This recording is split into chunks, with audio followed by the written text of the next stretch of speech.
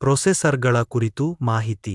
ಕೇಂದ್ರ ಪ್ರಕ್ರಿಯೇಕರಣ ಘಟಕ ಸಿಪಿಯು ಎಂದು ಕರೆಯಲ್ಪಡುತ್ತದೆ. ಇದು ಕಂಪ್ಯೂಟರ್ ವ್ಯವಸ್ಥೆಯ ಮೆದುಳು ಎಂದು ಪರಿಗಣಿಸಲಾಗುತ್ತದೆ. ಇದು ಕಂಪ್ಯೂಟರ್ ಪ್ರೋಗ್ರಾಂಗಳು ಮತ್ತು ಅಪ್ಲಿಕೇಶನ್ಗಳಿಂದ ಸೂಚನೆಗಳನ್ನು ಸ್ವೀಕರಿಸುವ ಮತ್ತು ಅವುಗಳನ್ನು ಕಾರ್ಯಗತಗೊಳಿಸುವ ಜವಾಬ್ದಾರಿಯನ್ನು ಹೊಂದಿದೆ. ಸರಳವಾಗಿ ಹೇಳುವುದಾದರೆ, ಪ್ರೊಸೆಸರ್ ಕಂಪ್ಯೂಟರ್ನೊಳಗೆ ಏನು ನಡೆಯುತ್ತದೆ ಎಂಬುದರ ನಿಯಂತ್ರಣ ಸೂಚಿಸುವ ಕೇಂದ್ರವಾಗಿದೆ. ಪ್ರೊಸೆಸರ್ ಹೇಗೆ ಕಾರ್ಯನಿರ್ವಹಿಸುತ್ತದೆ? 1. ಸೂಚನೆಗಳನ್ನು ಪರಿವರ್ತನೆ ಮಾಡುವುದು. ಪ್ರೊಸೆಸರ್ ಮೊದಲು ಪ್ರೋಗ್ರಾಂನ ಸೂಚನೆಗಳನ್ನು ಯಂತ್ರ ಭಾಷೆಯಲ್ಲಿ ಅರ್ಥಮಾಡಿಕೊಳ್ಳಬಹುದಾದ ಕೋಡ್ಗೆ ಪರಿವರ್ತನೆ ಮಾಡುತ್ತದೆ. 2. ಸೂಚನೆಗಳನ್ನು ಕ್ರಿಯೆಗೊಳಿಸುವುದು.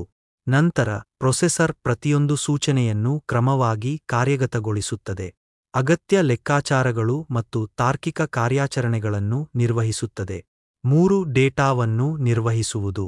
ಪ್ರೊಸೆಸರ್ ಕಾರ್ಯನಿರ್ವಹಿಸುವಾಗ ಇದು ಪ್ರೋಗ್ರಾಂಗಳು ಬಳಸುವ ಡೇಟಾವನ್ನು ಸಹ ನಿರ್ವಹಿಸುತ್ತದೆ. ಇದರಲ್ಲಿ ಡೇಟಾವನ್ನು ಓದುವುದು, ಸಂಗ್ರಹಿಸುವುದು ಮತ್ತು ಲೆಕ್ಕಾಚಾರ ಮಾಡುವುದು ಸೇರಿದೆ. ಪ್ರೊಸೆಸರ್ನ ಪ್ರಮುಖ ಘಟಕಗಳು. ಕಂಟ್ರೋಲ್ ಯೂನಿಟ್ ಸಿಯು. ಇದು ಪ್ರೊಸೆಸರ್ನ ಮೆದುಳು ಎಂದು ಕರೆಯಲ್ಪಡುತ್ತದೆ ಮತ್ತು ಯಾವ ಸೂಚನೆಗಳನ್ನು ಕಾರ್ಯಗತಗೊಳಿಸಬೇಕು ಮತ್ತು ಅವುಗಳನ್ನು ಯಾವ ಕ್ರಮದಲ್ಲಿ ಕಾರ್ಯಗತಗೊಳಿಸಬೇಕು ಎಂಬುದನ್ನು ನಿರ್ಧರಿಸುತ್ತದೆ. ಅರಿಥ್ಮೆಟಿಕ್ ಮತ್ತು ಲಾಜಿಕ್ ಯೂನಿಟ್ ಎಎಲ್ಯು. ಇದು ಗಣಿತದ ಲೆಕ್ಕಾಚಾರಗಳು ಮತ್ತು ತಾರ್ಕಿಕ ಕಾರ್ಯಾಚರಣೆಗಳನ್ನು ಮಾಡುವ ಸ್ಥಳವಾಗಿದೆ. ರಿಜಿಸ್ಟರ್ಗಳು. ಇವು ತ್ವರಿತ ಪ್ರವೇಶಕ್ಕಾಗಿ ಡೇಟಾ ಮತ್ತು ಸೂಚನೆಗಳನ್ನು ಹಿಡಿದಿಡುವ ಸಣ್ಣ, ತಾತ್ಕಾಲಿಕ ಸಂಗ್ರಹ ಸ್ಥಳಗಳಾಗಿವೆ. ಪ್ರೊಸೆಸರ್ನ ವೇಗವನ್ನು ಗಿಗಾಹರ್ಟ್ಜ್ ನಲ್ಲಿ ಅಳೆಯಲಾಗುತ್ತದೆ. ಜಿಎಚ್ಝೆಡ್ ಹೆಚ್ಚಾದಷ್ಟೂ ಪ್ರೊಸೆಸರ್ ವೇಗವಾಗಿರುತ್ತದೆ ಮತ್ತು ಸೂಚನೆಗಳನ್ನು ತ್ವರಿತವಾಗಿ ಪ್ರಕ್ರಿಯೆಗೊಳಿಸಲು ಸಾಧ್ಯವಾಗುತ್ತದೆ. ಆಧುನಿಕ ಪ್ರೊಸೆಸರ್ಗಳು. ಸರಳವಾಗಿ ಹೇಳುವುದಾದರೆ, ಪ್ರೊಸೆಸರ್ ಎನ್ನುವುದು ಕಂಪ್ಯೂಟರ್ನ ಮೆದುಳು. ಇದನ್ನು ಕೇಂದ್ರ ಪ್ರಕ್ರಿಯೇಕರಣ ಘಟಕ ಸಿಪಿಯು ಎಂದೂ ಕರೆಯುತ್ತಾರೆ. ಕಂಪ್ಯೂಟರ್ ಪ್ರೋಗ್ರಾಂಗಳು ಮತ್ತು ಅಪ್ಲಿಕೇಶನ್ಗಳು ಸೂಚನೆಗಳ ಸರಣಿಯಾಗಿರುತ್ತವೆ ಮತ್ತು ಪ್ರೊಸೆಸರ್ ಈ ಸೂಚನೆಗಳನ್ನು ಅರ್ಥಮಾಡಿಕೊಂಡು ಅವುಗಳನ್ನು ಕಾರ್ಯಗತಗೊಳಿಸುತ್ತದೆ. ಪ್ರೊಸೆಸರ್ 3 ಪ್ರಮುಖ ಭಾಗಗಳನ್ನು ಹೊಂದಿವೆ.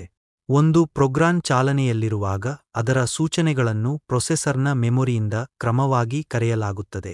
ಪ್ರತಿಯೊಂದು ಸೂಚನೆಯನ್ನು ಸಿಯು ಪಡೆದು ಅರ್ಥೈಸಿಕೊಳ್ಳುತ್ತದೆ. ನಂತರ ಎಎಲ್ಯು ಸೂಚನೆಯನ್ನು ಕಾರ್ಯಗತಗೊಳಿಸುತ್ತದೆ, ಅಗತ್ಯವಿದ್ದರೆ ಲೆಕ್ಕಾಚಾರಗಳನ್ನು ಮಾಡುತ್ತದೆ ಅಥವಾ ತಾರ್ಕಿಕ ಕಾರ್ಯಾಚರಣೆಗಳನ್ನು ನಿರ್ವಹಿಸುತ್ತದೆ. ಫಲಿತಾಂಶಗಳನ್ನು ನಂತರ ರಿಜಿಸ್ಟರ್ಗಳು ಅಥವಾ ಮೆಮೊರಿಯಲ್ಲಿ ಸಂಗ್ರಹಿಸಲಾಗುತ್ತದೆ. ಈ ಪ್ರಕ್ರಿಯೆಯು ಪ್ರೋಗ್ರಾಂನ ಎಲ್ಲಾ ಸೂಚನೆಗಳು ಪೂರ್ಣಗೊಳ್ಳುವವರೆಗೆ ಮುಂದುವರಿಯುತ್ತದೆ. ಆಧುನಿಕ ಪ್ರೊಸೆಸರ್ಗಳು ಹಲವಾರು ಕೋರ್ಗಳನ್ನು ಹೊಂದಿವೆ, ಅಂದರೆ ಅವು ಒಂದೇ ಸಮಯದಲ್ಲಿ ಹಲವಾರು ಕಾರ್ಯಗಳನ್ನು ಪ್ರಕ್ರಿಯೆಗೊಳಿಸಬಹುದು. ಇದು ಕಂಪ್ಯೂಟರ್ಗಳನ್ನು ಹೆಚ್ಚು ವೇಗವಾಗಿ ಮತ್ತು ಹೆಚ್ಚು ಪರಿಣಾಮಕಾರಿಯಾಗಿ ಮಾಡುತ್ತದೆ. ಪ್ರೊಸೆಸರ್ಗಳು ಕಂಪ್ಯೂಟರ್ಗಳ ಪ್ರಮುಖ ಭಾಗಗಳಾಗಿವೆ ಮತ್ತು ಅವುಗಳ ಕಾರ್ಯನಿರ್ವಹಣೆಯು ನಾವು ಬಳಸುವ ಎಲ್ಲಾ ಸಾಫ್ಟ್ವೇರ್ ಮತ್ತು ಅಪ್ಲಿಕೇಶನ್ಗಳಿಗೆ ಅತ್ಯಗತ್ಯವಾಗಿದೆ. ಪ್ರೊಸೆಸರ್ಗಳ ಇತಿಹಾಸ. ಒಂದು ಚಿಕ್ಕ ಪ್ರಯಾಣ. ಪ್ರೊಸೆಸರ್ಗಳು ಕೇಂದ್ರ ಪ್ರಕ್ರಿಯೇಕರಣ ಘಟಕಗಳು ಎಂದೂ ಕರೆಯಲ್ಪಡುತ್ತವೆ, ಕಂಪ್ಯೂಟರ್ಗಳ ಬೆನ್ನೆಲುಬಾಗಿವೆ. ಅವು ಕಂಪ್ಯೂಟರ್ಗಳಿಗೆ ಜೀವ ನೀಡುವ ಸೂಕ್ಷ್ಮ ಯಂತ್ರ ಭಾಗಗಳಾಗಿವೆ. ಸೂಚನೆಗಳನ್ನು ಪ್ರಕ್ರಿಯೆಗೊಳಿಸುವುದು ಮತ್ತು ಕಾರ್ಯಗಳನ್ನು ನಿರ್ವಹಿಸುವುದು ಮುಂತಾದ ಪ್ರಮುಖ ಕಾರ್ಯಗಳನ್ನು ನಿರ್ವಹಿಸುತ್ತವೆ. ಆರಂಭಿಕ ಪ್ರೊಸೆಸರ್ಗಳು ತುಂಬಾ ದೊಡ್ಡದಾಗಿದ್ದವು ಮತ್ತು ಸೀಮಿತ ಸಾಮರ್ಥ್ಯಗಳನ್ನು ಹೊಂದಿದ್ದವು. ಆದರೆ ತಂತ್ರಜ್ಞಾನವು ವಿಕಸನಗೊಂಡಂತೆ ಅವು ಗಾತ್ರದಲ್ಲಿ ಚಿಕ್ಕದಾದವು, ವೇಗವಾಗಿ ಮತ್ತು ಹೆಚ್ಚು ಶಕ್ತಿಯುತವಾದವು. ಪ್ರಮುಖ ಮೈಲಿಗಲ್ಲುಗಳು. ಜೆ. ಕ್ರಿಸ್ಪರ್ ಎಕರ್ಟ್ ಮತ್ತು ಜಾನ್ ಮೋಚ್ಲಿ ಅವರು ಎನ್ಐಎಸಿ ಯಂತ್ರವನ್ನು ಸೃಷ್ಟಿಸಿದರು. ಇದು ಮೊದಲನೆಯ ಎಲೆಕ್ಟ್ರಾನಿಕ್ ಸಾಮಾನ್ಯ ಉದ್ದೇಶದ ಕಂಪ್ಯೂಟರ್ ಆಗಿತ್ತು. ಜೆ. ಕ್ರಿಸ್ಪರ್ ಎಕರ್ಟ್ ಮತ್ತು ಜಾನ್ ಮೋಚ್ಲಿ 1946 ಜಾನ್ ವಾನ್ ನ್ಯೂಮನ್ ಇನಿಯಾಕ್ನ ವಿನ್ಯಾಸದಲ್ಲಿ ಪ್ರಮುಖ ಪಾತ್ರ ವಹಿಸಿದರು ಮತ್ತು ಸ್ಟೋರ್ ಪ್ರೋಗ್ರಾಂ ಕಂಪ್ಯೂಟಿಂಗ್ ಪರಿಕಲ್ಪನೆಯನ್ನು ಪರಿಚಯಿಸಿದರು. 1955 ಟ್ರಾನ್ಸಿಸ್ಟರ್ಗಳನ್ನು ಬಳಸುವ ಮೊದಲ ಪ್ರೊಸೆಸರ್ ಐಬಿಎಂ 1401 ಅನ್ನು ಪರಿಚಯಿಸಲಾಯಿತು.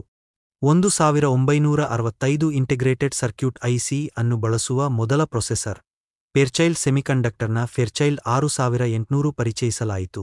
1971 ಇಂಟೆಲ್ 4004 ಮೊದಲ ವಾಣಿಜ್ಯ ಸಿಪಿಯು ಅನ್ನು ಪರಿಚಯಿಸಲಾಯಿತು. 1978 ಇಂಟೆಲ್ 8086 ಮೊದಲ X86 ಆರ್ಕಿಟೆಕ್ಚರ್ ಸಿಪಿಯು ಅನ್ನು ಪರಿಚಯಿಸಲಾಯಿತು. 1985 ಮೊದಲ ಮೈಕ್ರೋಪ್ರೊಸೆಸರ್ ಮೋಟೋರೋಲಾ 68000 ಅನ್ನು ಪರಿಚಯಿಸಲಾಯಿತು. 1995 ಇಂಟೆಲ್ ಪೆಂಟಿಯಮ್ ಪ್ರೊಸೆಸರ್ ಅನ್ನು ಪರಿಚಯಿಸಿತು. ಇದು ವೈಯಕ್ತಿಕ ಕಂಪ್ಯೂಟರ್ಗಳಲ್ಲಿ ಒಂದು ಕ್ರಾಂತಿಯನ್ನು ಉಂಟುಮಾಡಿತು. 2000ರಲ್ಲಿ ಮಲ್ಟಿಕೋರ್ ಪ್ರೊಸೆಸರ್ಗಳು ಜನಪ್ರಿಯಗೊಳ್ಳಲು ಪ್ರಾರಂಭಿಸಿದವು. ಇದು ಒಂದೇ ಸಮಯದಲ್ಲಿ ಹೆಚ್ಚಿನ ಕಾರ್ಯಗಳನ್ನು ನಿರ್ವಹಿಸುವ ಸಾಮರ್ಥ್ಯವನ್ನು ನೀಡಿತು. 2010ರಿಂದ 2023ರವರೆಗಿನ ಪ್ರೊಸೆಸರ್ಗಳ ಬಗ್ಗೆ ಒಂದು ಚಿಕ್ಕ ನೋಟ. 2010ರಿಂದ 2023ರವರೆಗೆ ಪ್ರೊಸೆಸರ್ ತಂತ್ರಜ್ಞಾನವು ಗಮನಾರ್ಹ ಪ್ರಗತಿಯನ್ನು ಕಂಡಿದೆ. ಈ ಅವಧಿಯಲ್ಲಿ ಕೆಲವು ಪ್ರಮುಖ ಬೆಳವಣಿಗೆಗಳು ಸಂಭವಿಸಿವೆ. 2010ರಲ್ಲಿ ಮಲ್ಟಿಕೋರ್ ಪ್ರೊಸೆಸರ್ಗಳ ಉದಯ. ಈ ದಶಕವು ಡ್ಯುಯಲ್ ಕೋರ್ ಮತ್ತು ಅದಕ್ಕಿಂತ ಹೆಚ್ಚು ಕೋರ್ಗಳನ್ನು ಹೊಂದಿರುವ ಪ್ರೊಸೆಸರ್ಗಳ ಜನಪ್ರಿಯತೆಯನ್ನು ಕಂಡಿತು. ಇದು ಕಂಪ್ಯೂಟರ್ಗಳ ಕಾರ್ಯಕ್ಷಮತೆಯನ್ನು ಗಮನಾರ್ಹವಾಗಿ ಸುಧಾರಿಸಲು ಸಹಾಯ ಮಾಡಿತು, ಏಕೆಂದರೆ ಅವು ಒಂದೇ ಸಮಯದಲ್ಲಿ ಹೆಚ್ಚಿನ ಕಾರ್ಯಗಳನ್ನು ನಿರ್ವಹಿಸಬಹುದು. ಮೊಬೈಲ್ ಪ್ರೊಸೆಸರ್ಗಳಲ್ಲಿ ಸುಧಾರಣೆಗಳು.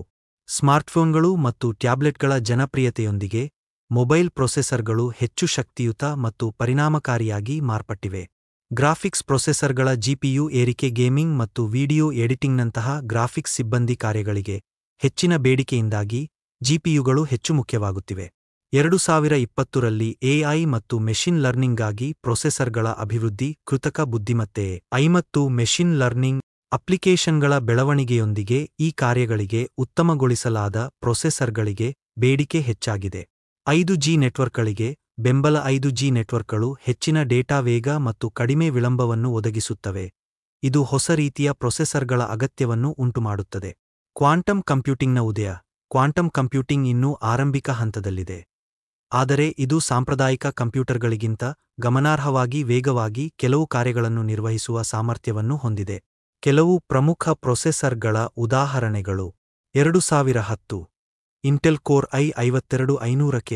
2012 AMD Ryzen 7 1700. 2016 apple M1. 2019 NVIDIA GFT ORS RTX 2080Ti. 2020 AMD Ryzen 9 5950X. 2021 apple M1 Pro. 2022 Intel older lake S